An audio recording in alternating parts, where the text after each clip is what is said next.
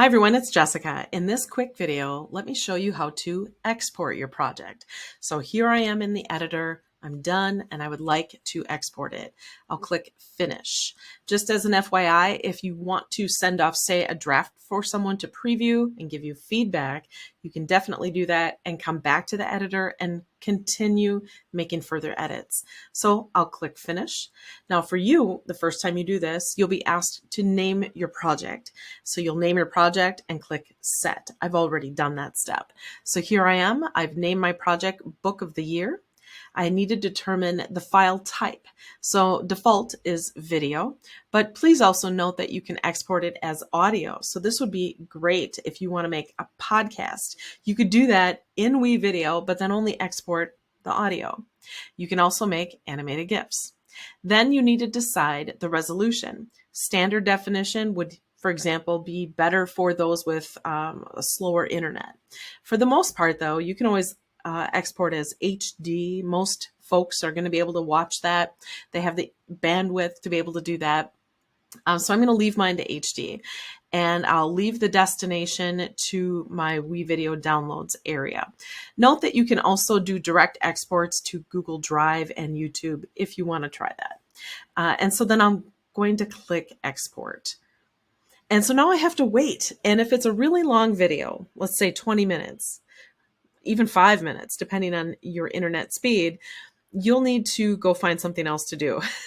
So open another tab, step away from the screen, and just let your project sit for a little bit. It's processing, compressing, whatever it does in WeVideo Magic Land, right? So eventually you'll see a screen change, right? Where it will say your project has finished exporting and that you can download it. You'll also receive an email telling you the same thing. Once your video is finished exporting, it'll flip to a page that looks like this. There are a few things you can do here with that exported version. So we can play and just look for things, double check that you like the content and the flow and the edits that you've made.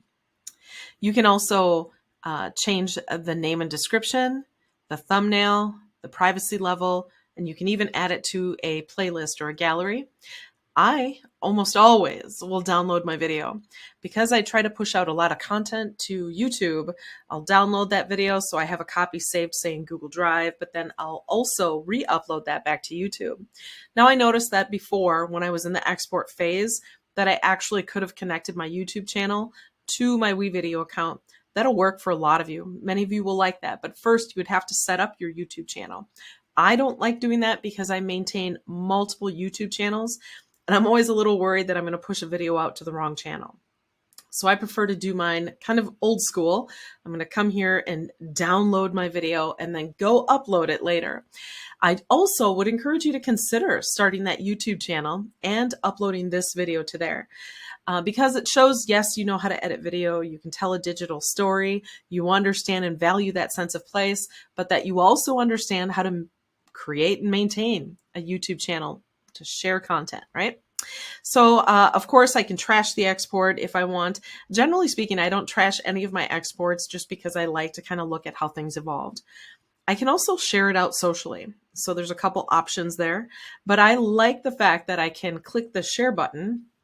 And yes, I'm able to grab this link and say, email it off to a colleague to give me feedback so I can make one more round of edits.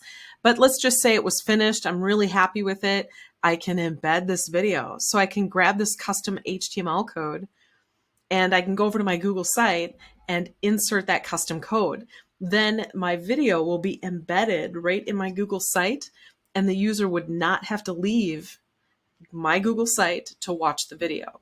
Super, super handy. The same process would work if you chose to upload your video to YouTube. Let's say I notice a typo. I noticed something wrong. I didn't quite get my transitions right. Most commonly, students will often forget that they've got music running for 5 minutes, but their video is only 3. Well, WeVideo is going to produce that as a 5-minute video, but 2 of the minutes are going to be a black screen with just music playing. So if you notice something like that and you have to go back and edit, there are a couple ways you can do it.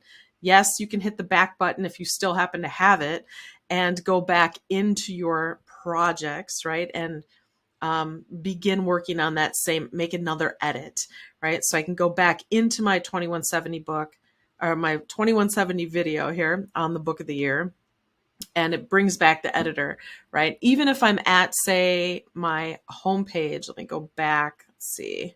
There we go, to here.